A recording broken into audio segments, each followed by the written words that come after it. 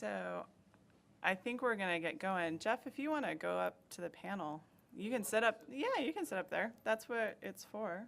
Okay. Find a spot that feels appealing, comfortable. Okay. So, See everybody from here. so we'll get going. My name is Kate Blystone. I'm the outreach manager for the Pipeline Safety Trust, and thank you for making it this far in the conference. It's the end of the thing, and I really appreciate you being here because I think this is a really important topic. In fact, when we were doling out who was responsible for which sessions, I said, schools, me, I want schools. And of course I raised my hand because schools. So we have a slight change from the agenda that's in your hands. Sheila, who has a last name that I was going to ask her how to pronounce, so I won't try, was not available to make it from the Smalley Foundation. So instead we have Jeff from PAPA, and he'll introduce himself. And we also have Dr. Linda Knight, and Dr. Linda Knight is going to kick us off with her discussion of their Safe at Home program for Enterprise for Education. So hope to be on time today. We're going to try to get out of here right at 1 because there's some requirements involving airplanes. So we'll start with Dr. Knight. Come on up. Thank you very much. I hope you've enjoyed the conference so far. I feel like I've learned quite a bit. Yesterday, we went through presentation after one after another, talking about the goals we all share about pipeline safety and the challenges that vary from spot to spot and situation to situation, but the challenges that we need to overcome. And as I sat there, I just kept feeling like I was checking off one item after another that we have over the last 10 years figured out how to incorporate into our program. So I hope you feel that way too after this little presentation. The whole plan today is to give you an overview of what we do, try and just give a sampling of all the parts that come together in this program, from the materials to the presentation to the communication, and how all of that fits, and the players that are part of that. But then at the end of that part, we're going to hand out a sample or a set of materials that give you a take-home, not for homework, but samples of what we actually use in the program and send out to the schools, because our program is all about schools. We target 4th and 5th grade elementary schools and work through the teachers to reach the community. So when you look at this program, you're going to see that we use school databases. I don't have the databases here, but we are given databases of schools that are near 1,000 feet or 1,500 feet of buried pipelines. And when I first got involved, I was astonished at how many schools actually fit that criteria. So there are a lot of schools out there that are near pipelines. We work with pipeline operators, who we call sponsors. They choose to use our program to communicate to those schools, and so we take their database that they provide to us, we verify that the schools are still functioning, because some of them aren't, and then we build a whole teacher network. We identify teachers by name, we communicate to those teachers by phone, email, flyers, various different kind of media approaches. We then, once we've got their attention, they order our kit. So there's no hanging stuff on doorknobs or just wildly sending things out to people we know are not going to be interested if we get their attention. But we actually have materials that they order, and then when they use them in their classroom, we have a whole support system, newsletters, colorful things like that and this. There's a kit that we send them when they've ordered it, which is full of student booklets, one for every kid, and all kinds of doodads the teachers love, straws and candles, and you'd be surprised, or maybe you wouldn't be surprised, how excited those elementary teachers are, because A, they've got a curriculum that is appropriate for their grade level, and they've got materials to teach it. So that's what we send them. The other part is that there's a pre and post test, so they give us feedback on the web, on our website, about the scores. That's authentic data. So we take the scores and we give it back to the sponsors. And they use that with PHMSA to show compliance. And there's other additional data, but that's the sort of the bare bones process. We're going to spend very little time at each of those details, but that's the list that I just went through. I didn't mention parents in that process. But when we started this conference yesterday, Carl was talking about his 3-legged stool. Well, we have a 6-legged stool. Those are the players. Those are the parts to our 6-legged stool. And I want to talk a little bit in detail about what we do with each one of those and how they are, based upon this program, each one of those players feel like they're really benefiting from what's going on. So PHMSA has regulation about schools. Are you talking to the schools? What do you know about schools? What are you doing to make sure schools, a high consequence area, are in fact aware of the pipeline issues? So we have that data that the sponsors, we don't meet with PHMSA, but the sponsors do.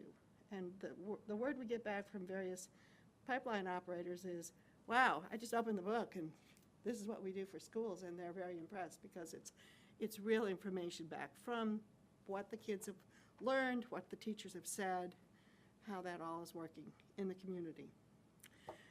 Then after the pipeline operators look at it, they realize they haven't had to do any work for it. They pay us to service this program. So we're not going out to the schools, but we are communicating with those schools, and then we just periodically report to the operators what is happening, how many schools have ordered kits, what kind of questions they might have, what kind of issues they're giving us, because they send back messages to us. The teachers and the school administrators love this program because it starts out talking in terms of science. There's a storyline in the booklet that each student gets. The storyline goes through a little camping trip with Leo the lion, and if you're a 5th grader, you love Leo the lion. And then it gets into earth and physical science content that the teachers are required in every state to teach. And then it leads smoothly into how the fossil fuels are transported via pipelines, and then it goes into the safety. About 50% of the booklet is about safety. If we tried to sell it or offer it to schools saying, don't you want to teach about pipeline safety? They would say, that's not on the list. I can't do that. I don't have time. But by the time they get into it, we're getting information back from them saying, oh my gosh, I had no idea how little the students knew about pipelines and about safety and combustion and what could happen. And they learn how to identify if there's a problem, what to do or what not to do. If there is a leak, they learn about 811. And one of the activities, about 2/3 of the way through, is a take-home assignment with a little sheet of paper where the students go and teach their parents about home safety, pipeline safety, right-of-ways, and the kids are teaching the parents. The kids feel empowered. The parents are in awe that their kids have learned so much. They communicate back to the school, oh my gosh, my child learned all kinds of things in your class and I'm so happy. So everybody's happy and everybody's learning. And we know that that repetition through this program that they talked about yesterday, how many times you need to talk about 811, well, that's part of this program. So the parents sign off on the home survey and we report that count to the sponsors. Closing that loop, providing that data. And the community continues to learn about it, the general community, because these kids are growing up there. The families are talking about what's going on in the schools. And every year, and some of these schools have been using it for 10 years, every year it's just more or less the same teachers, but the kids, there's more students each year, or different students each year, so it's growing and growing. This program contains 3 basic things. One is the kit with all the doodads. Included in there are the home safety booklet. But then there is another booklet that we send out separate from that, but it's a sort of an early leader. It's called Safe at Home, or Safe at School, rather. This is written in adult words. It's for the principal and the faculty because they don't, we're only reaching the teacher who's teaching that 5th grade class. It has information about pipelines, signs, the whole right-of-way stuff, all of that. Plus, it has an emergency preparedness plan. So we encourage them to talk to their first responders, to actually think about it, make sure everybody knows about pipelines, where the pipeline is, what you do. Do you evacuate? Do you stay in place? What kinds of things do you do? So that's part of this program as well, and that's the adult piece. When you look at this program from a long-term basis, you'll see that we have built a lot of fans. We have teachers who at the beginning of every year are sending us a message saying, you know, I want to order a kit, you know, have you updated your website so I can order for this year? And, you know, they're really pushing, sometimes even before schools start. The cumulative effect, again, over 10 years, we're actually in the 11th, beginning, you know, there's 2 years in every school sequence. So over this period of time, we have involved schools in 29 states, and that's not our choice. It's whoever the sponsor, wherever the sponsors' pipelines are. They give us their database. So it's taken us to 29 states. We have had 433 teachers, give or take 1 or 2, because they come on, they go off, and you know, move from one school to the next. And over that time, there's been an accumulation of 515 and 144 families with their students who have participated in this program. This is Alan. Alan's right over there, and he's president of Enterprise for Education, which is the company that produces this product. And this is a really important idea. Looking back 10 years, working with 4th and 5th graders, some of those early kids are now 21, 22 years old. And they're hopefully young adults at this point and making adult decisions. But they are very knowledgeable about the fact that there are pipelines all through their communities. The data comes from a pre and post test. Simple 15-question test. Teachers love it because it actually gives them data about the students' growth and progress. Half of that, well, out of the 15, 8 of those questions are in safety. The other 7 are in physical and earth science content. So the pre and post test results, not individual student names, but the results, the summary of the number of correct and incorrect answers, is sent to us as pre and post data, plus the tally of the number of parent responses or signatures on that home survey that I told you about. And the teachers put those numbers in as submitting data. For that, we recognize that the amount of extra time it takes them to, that's extra work for the teachers to do that and send it to us. Therefore, we're able to, we paid them a $150 stipend, which is a very good recognition. Safety pre- and post-test results, 49% correct of the pre-test, and then it moved to 81% in the post-test. Similar results from the earth and the physical science. This is the home safety survey, and it just has reasonable things, you know, do you know not to put paint cans next to your water heater? Do you know not to dig before you call 811?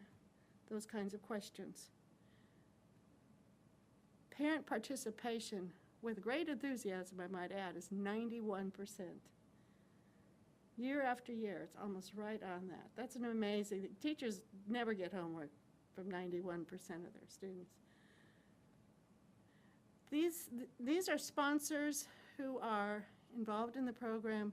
Presently, we've had, as you know, pipelines are sold, change choices, you know, different choices, but this is the list of sponsors that we have right now. And the bottom ones are, or a couple of them are natural gas facilities that we have a lighter, a less intense program for their needs because they have a huge distribution footprint. And this is kind of the summary of what we get comments back from the teachers. The teachers are very enthusiastic, and they talk about safety, they talk about the curriculum, they talk about the excitement of doing individual activities and so on. But I think this pretty well captures much of what we feel like we're doing. They're aware that safety is important after this program has been taught. And they're aware that they're near a pipeline. And they start to think about pipeline safety in their community. All of that comes about in about 5 days of lessons. So, right now, we're going to hand out samples of the materials for you to look through and take with you if you choose. And I'll answer any questions you have. I put this slide back up because I thought maybe your questions might be about one or another of the legs of our stool. Is it over? Okay. No questions yet. You can have questions later.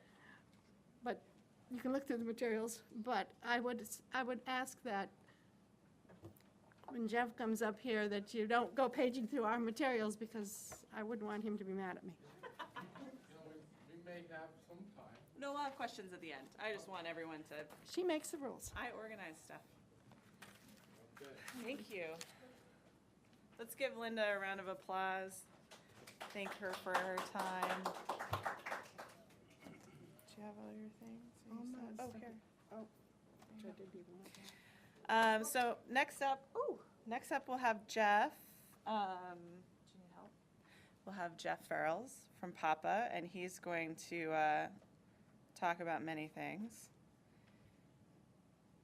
including what Papa stands for. It's the Pipeline Association for Public Awareness. It's kind of a long name. We came up with it back in 2004. The acronym's kind of corny. We've thought about rebranding it on occasion, but never did. What can I say? Sheila Taguit was supposed to be here. She was in a car accident, not injured seriously or anything, but just not, her car was totaled and she's not wasn't feeling up to traveling. And I was planning to come to the conference anyway. Speak behind or you gotta walk? They need to hear you, that's the reason why. Oh, you need to hear me. Okay, I'd rather walk around if I could. No problem. Sorry. And that won't advance the slides. I have to do that from. I can advance it for you. Great. I'll try to be quiet. I'm ready. Can you hear me? Yep. All right, that's great. So I'm going to go through Sheila's slides. She prepared these, and what we have is, okay, the Pipeline Association for Public Awareness is a nonprofit corporation. It was formed in 2004 by a group of pipeline operators to create a way to collaborate on public awareness programs. And it was in 2005 or 6, if I remember right, when we initiated the school program. I was with El Paso at the time and working on their public awareness program, and they had like at that time they had over 60,000 miles of gas transmission pipe, and they had roughly 300 schools that were near their transmission line, or within 1,000 feet or so. And the vice president said, well, I can give you resources, but not people. And so what I wanted to do at that time, and that's kind of the driver for the structure of the program, was to create a communication program for administrators, not children or students like Alan's program is. So this is a bit different. It's focused on the faculty and the administrators, and good. You know this. I don't know the slides that well, so that's good. I'm glad you did that. I'm just listening. No, that's good. Okay. So we needed, so the nonprofit needed someone to actually meet with the schools and make sure that they received the information, understood it, acted on it, and so forth. And that created the partnership with, partnership's not a legal term, but it's working together with the nonprofit, the Smalley Foundation. Smalley, is everybody familiar with their history? No? They're a 501c3 charitable organization. They're a nonprofit also. They're based in Dallas, Texas. They were formed, or their organization was formed after an incident involving a propane pipeline that was operated where there was a fatality. A young girl named Danielle Dawn Smalley was killed in that incident. And so that was the impetus for the initiation of their organization. And so because, you know, the young girl, 16-year-old girl, you know, was their, you know, the starting point for their organization, the school program naturally fit in. I mean, they were gravitating towards, you know, younger people too. So that made it a good fit. So they actually execute all the communications. What the Pipeline Association does is interfaces with the members or pipeline companies and that, or the sponsors in the other program.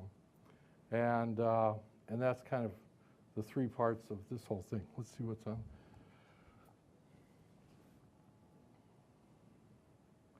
Okay.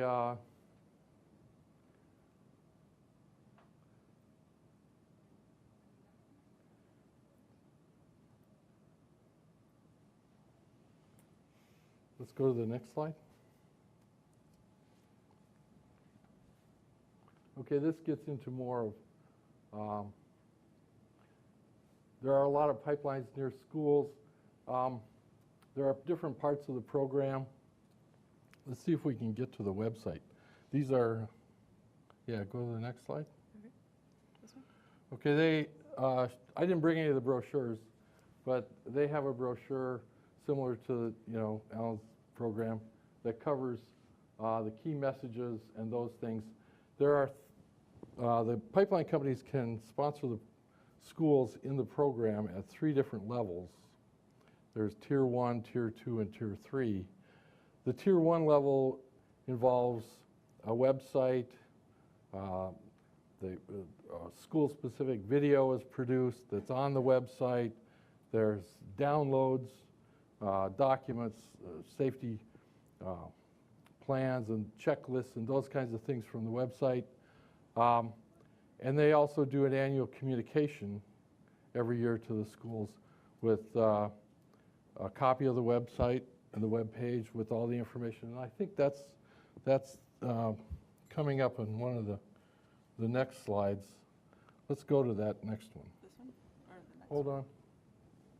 Oh yeah, this covers. So then in Tier 2, those schools get all of that, plus they'll do a web meeting, conference call with the officials once every 4 years.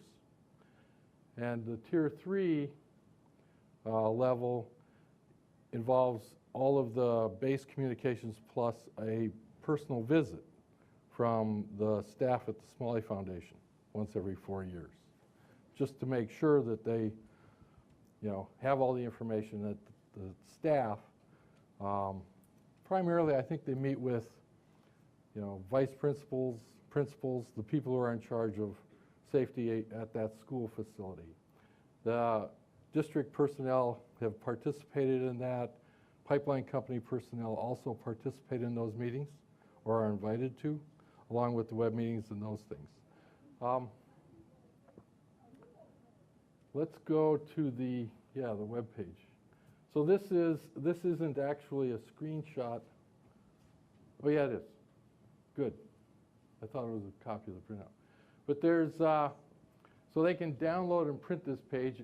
The information about the pipeline is the product that's in the pipeline, the evacuation distance, the size of the pipeline, the direction to evacuate that's proposed. There's downloads here. There's the safety plan checklist, the emergency guidelines, which are really pretty much the DOT ERG pages for that product. Then there's this school bus driver brochure. So they have, the Smalley Foundation has produced materials that help bus drivers understand and recognize hazards from pipelines and leaks as well. There's all this contact information on the web pages, and there's a safety assessment that's about 10 or 12 questions that they ask the schools to fill out. And if they meet with them, they sit down with them at the end and make sure that they answer all the questions, correctly, that they actually understand all the information that the companies want them to understand. So they don't walk away until they confirm that the school officials actually know what they need to know. They've dabbled in creating e-learning modules. The Smalley Foundation folks got a grant to create those elements last year. That's when we added the school-specific videos. So there's a link to the videos that any of the school officials could watch at any time that kind of covers the main messages. Yeah, this is the bus driver. See, if I would have really studied the slides better, I probably would be able to do this better. Well, we're at the end, so. We're at the end. Okay, so currently there's over 600 schools in the program at various levels in the program. It's been gradually increasing over time, so I mean, we feel that it's been effective and successful, for at least several folks. We take information from the pipeline operators about evacuation distance and those kinds of things. There's a couple of program outlines here that I printed off and my card if you want any more information about the programs, cost and that sort of thing. Again, it's not focused at the students. It's focused at the staff at the schools, and it really, I think, is better suited towards transmission pipelines. I think distribution pipelines have more of a message about maybe gas inside the building. You know, the gas inside the building message is really not emphasized in this program, unless, you know, I don't think we have any distribution companies, you know, that utilize this program for schools that are near, you know, distribution lines. They have quite a few schools. And I guess that's about everything I was going to pass on to everyone. Sheila might have had, you know, much more to talk about because she put the pictures together, but I guess we could take questions now if you want to. Yeah, and Dr. Knight, if you'd be willing to come up here. Is there a, okay, I'm hearable. So why don't you can sit over there as well. I have a question on behalf of the trust that I'd like to ask both of you, so I'll wait till Linda gets up there. I guess the question is this. Earlier during the conference, we had a session about recommended practice 1162 and the update to the public awareness recommended practice. Is there anyone who's on that committee to update that in this room right now? Yeah, great. Great. This is good then, because I have a great question. So my question is just really from you do public awareness for small people. And for administrators and educators, I think that my question is, you've both done this for a number of years, what is it that you would pass on to that committee? Of course, Jeff, you're going to have an opportunity to do that.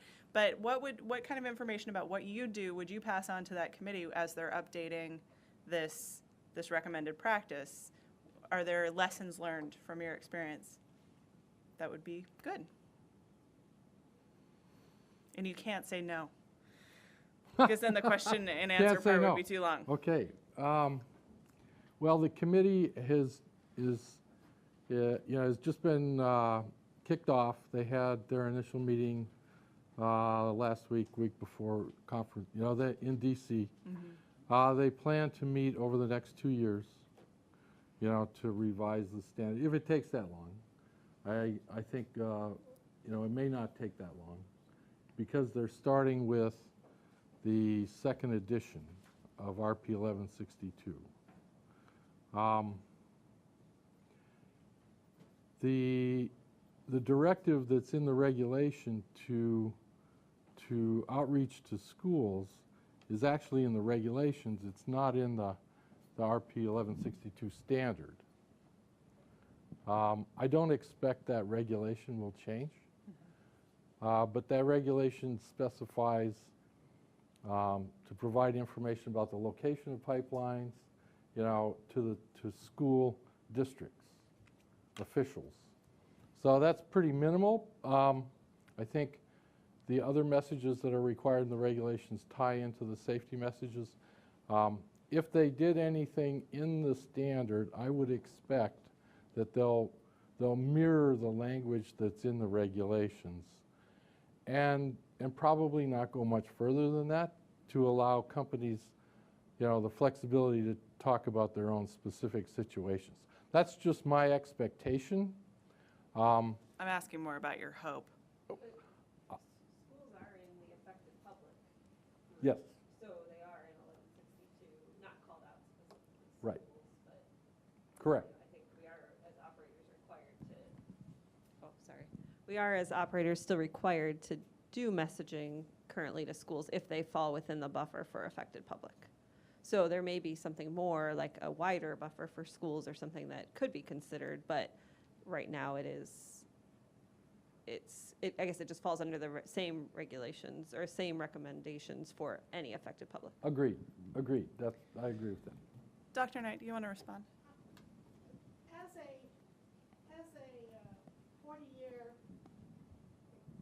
40 years of experience in school districts, teaching in middle school and high school, working with elementary school teachers, teachers at all levels, I would caution the way the access to schools actually is identified, because there's one level of sending, I believe someone say that it says school administrations. And so school administrations get a lot of information that never gets filtered down to the schools and the communities. One of the things that we really need to be thinking about is who's most at risk. And it's probably not the people in the administration office. And the word that you have to have a safety plan, and safety is a big part of all language in schools, but it doesn't really get down to the community level, to the children level, to the teachers level in any kind of manageable way. Our program, I was surprised that teachers would even give us the kind of feedback that we did when we first started out. I thought, no way are we going to be able to get them. I figured they'd use the kit because it's really high quality, good science. I figured there might be a little bit pushback about, well, I'll teach the science but not the safety stuff because I don't have time for that. But once they saw how that all tied together through our program, the teachers became the biggest advocates for it. And they are strongly involving the parents and strongly communicating out to the kids and the community. So I would say just you need to be careful how the schools are described and not settle for just, yeah, the important people up in the administration learn something, because it won't get where you want it. I have a question for the audience. As long as I'm on the committee, I could carry suggestions to the committee. Does anyone in the audience have a suggestion about schools, with respect to 1162 and the messaging that should be required? Well, I would just reinforce the point that you made, and just to give you a quick episode from Canada, which is really what got me going on all of this. I'm a retired elementary teacher, and I'd been to this school many times for sporting events and so on. I had no idea that our gasoline main line between Montreal and Toronto went right through their schoolyard. It's about the distance from here to that wall, away from the classroom wall. I measured it, it's 33 feet, so about 10 paces. And the kindergarten teacher at that school had been there for 4 years, and her daughter rides at our place. We have a farm. And so when I realized where the pipeline, first of all, I was stunned because I had no idea it was there, and asked her, if you don't mind telling me, what have you been told about the pipeline in your backyard? And she said, what pipeline? And of course, she has the most vulnerable kids. And at a distance like that, I mean, that pipeline runs at 1,200 PSI, which is an incredible pressure. I mean, to have water at that pressure in a schoolyard would be a concern, you'd think. And your point is exactly right. And their administrations, whether it's schools or apartments, I've seen the same thing happening in Toronto, seniors facilities, there can be a vested interest in keeping it quiet because maybe parents wouldn't want their kids to go to a school like that, and teachers might not want to teach at a school like that. And certainly in the case of the Toronto facilities, these are 22-story apartment buildings right next to the big Enbridge pipeline. Who would want to rent on the 22nd floor knowing that that's right down below you? So I think that's something that the regulators, and I've said the same thing to the National Energy Board in Canada, they need to really check those sites. And that's why I asked yesterday of PHMSA, I forget his name, do they have a database of these sites? They have a database of high consequence areas, but they need a database, and I've said the same thing to the NEB, of high consequence sites, which may or may not be within HCAs. And Operators are required to do that. but They only have that database. of sites or of areas? Both. See, I asked the companies in Canada, they said no, that they do not have a database of sites. Right. In the U.S., You do. the integrity rules require pipeline companies to identify those, and they're involved. They have lists, and those lists of places are also in the public awareness programs and part of the outreach. So That's in the curious, U.S., 'cause- they do, but Okay. Anyways, that's all. I mean, it would be that they should have a database. They should prioritize those places to check. And I mean, I know because I've spoken to people on site at these various, there's about a dozen of them that I've seen, only one in my town, and the rest are in Toronto. And it's unanimous practically. The people say, when I ask the same open-ended question, do you mind telling me what you've been told? They say, what pipeline? They have no idea that they're even next to one. So they're not getting the information. So it's sort of an inverse relationship. The larger and more vulnerable the site, the less people know. That's all. Did you want to say anything else on that? I agree that it should be perhaps not left to just chance by saying high consequence areas. So the definition of what that is, what that covers, who really needs to be informed, and how do we know that they're being informed, just like the schools. Schools, I believe, are specifically named in places, but retirement centers and apartments, maybe not. And certainly hospitals, those kinds of facilities. So, yeah, I guess you don't want an unending list or a long list that then lets them say, oh, well, this kind of thing is not on the list, so therefore we can ignore that. But on the other hand, if you don't specify it, you get generalizations that aren't good.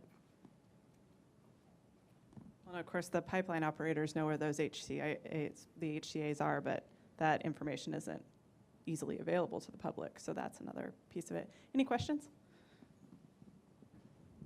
Do you ever have trouble getting into schools? Being, I know we live in Ohio, and they teach so much to like what the state requires. So it seems like if we could get in with State Board of Education's, on a national level, as opposed to individual companies, like, we have better success in small towns, but like our pipelines down in like the Houston area where there's a ton of companies, they have trouble being able to get into the classrooms and share these messages. Right. So I didn't know what your thoughts are on that. Want me to go, or do you want it? Sorry. The answer is not really, but it takes us a clear path to get into them. Our program specifically lists in the teacher's guide the Texas content, the Texas objectives, state objectives, and we have a California version, and we've gone through the standards for the states. We did that earlier, back when standards were such a big push. Now things are a little less controlled, and we've got the new generation standards that are being used on a broad basis in some places, not everywhere, not in Texas. So the answer is to talk to the schools. You have to start with the science content, because that's what they are looking for. They're desperate for good material. And the fact that they don't have to pay any money, because they have no money to buy stuff. So the fact that we can say this is free to your school, and that it has teacher guides, and that it has the straws and balloons and Alka-Seltzer tabs. So those pieces convince the teachers that they should look at it. Often we get one teacher ordering the first time. It might be a lead teacher or just an adventurous teacher or somebody who likes science. And then the next year, or even partway through the year, we start getting orders from the other teachers because they've seen that that's a workable product. Like they're a little suspecting that it might be not, but when they get the materials, they like them. So the fact that it's quality, it's about science, most of them, just standard stuff, combustion and fossil fuels and photosynthesis and pieces that are standard in the curriculum. And then they get hooked on the safety because it all makes sense. This ties together. And then they start talking about the safety product rather than the earth science product, because it becomes more important. I think that's an issue across the United States. Some schools, it's easier to get into, like you say, like in the Midwest. Other schools that have many pipelines and are, maybe short on time for, their required activities, it's harder. You just have to, I think, give yourself some time and stay with it. The two states that use it, that we have a super enthusiasm from teachers, are Oklahoma and Texas. And in Houston too. Houston teachers love it. Now, they're not, that they know that there's pipelines all over, so.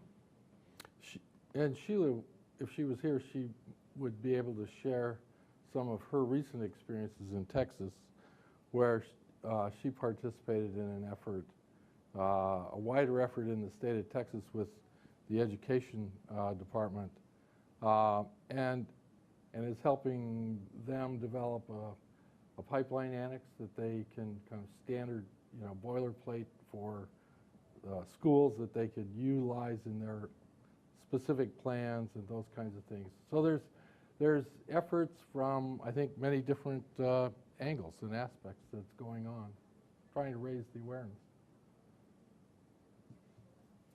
Any other questions? I've got lots.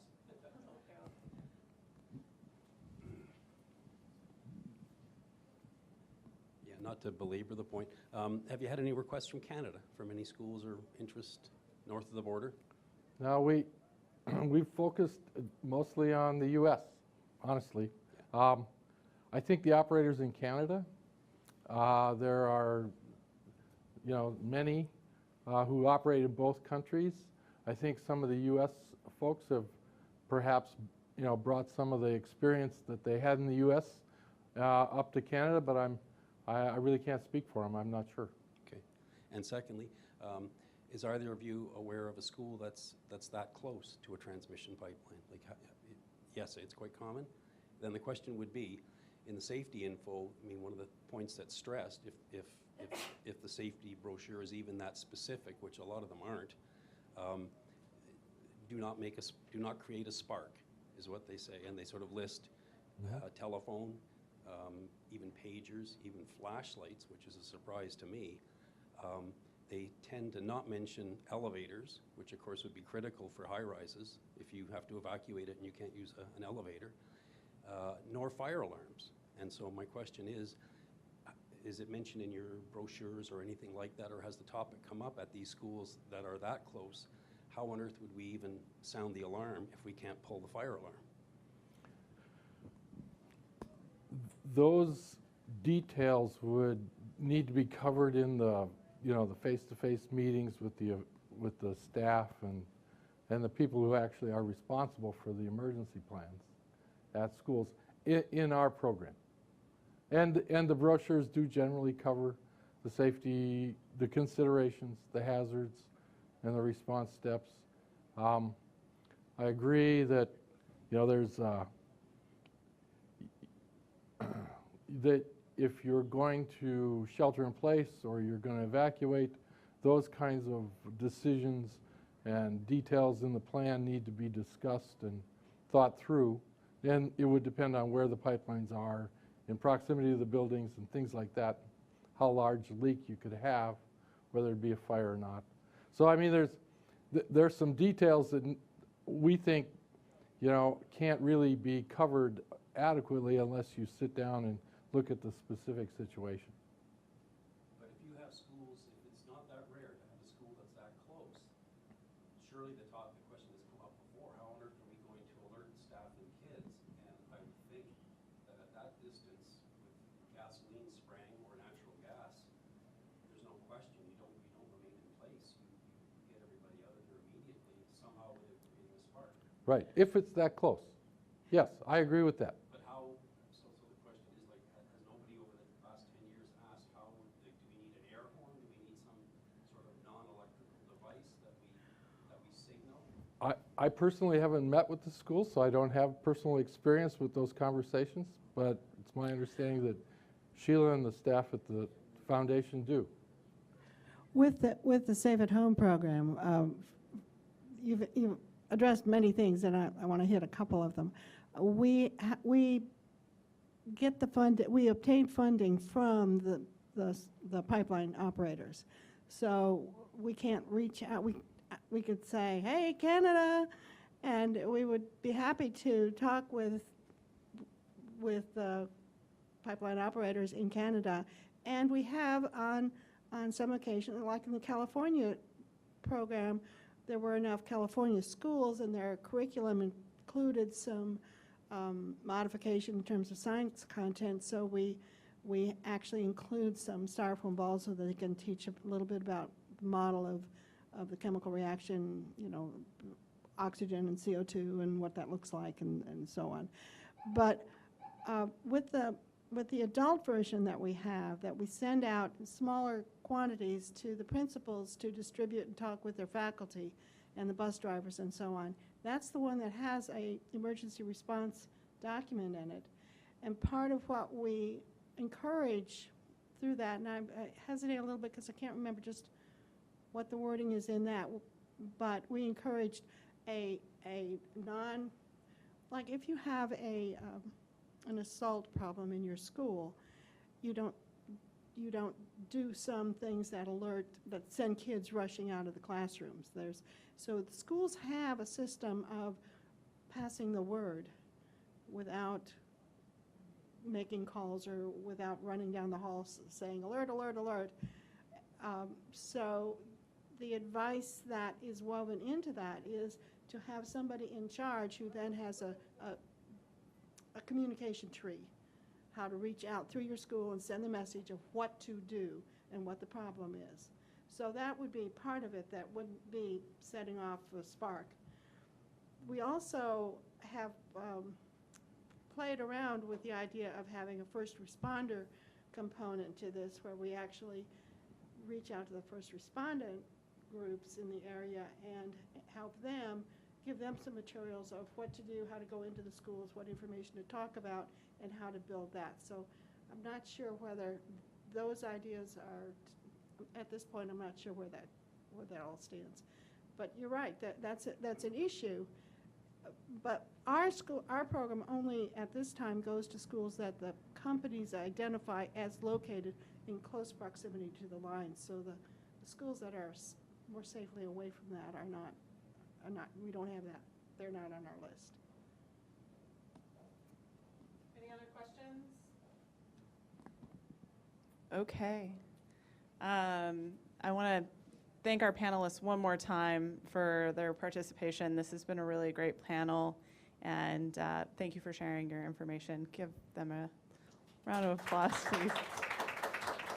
If you have any more questions, our address, contact information, the website, Enterprise for Education is the place where those questions go. So even if you have an idea that you might have somebody you'd like to show a kit to, we can send that kit to you. So, and Dr. Knight is in your list of who's in the room. Jeff has left his cards out, so if you want to chat with him, feel free to grab that. He's not on the list. So we have one more session I forgot about. Carl's going to close things up with final thoughts, so you can head up to the room. I just want to put in a little request that if you are going to leave for some reason, we recycle our name tag holders, so feel free to drop that off where you picked it up. And thank you again for coming today. I hope you have a great trip home and wherever that may be. And yeah, thanks for coming.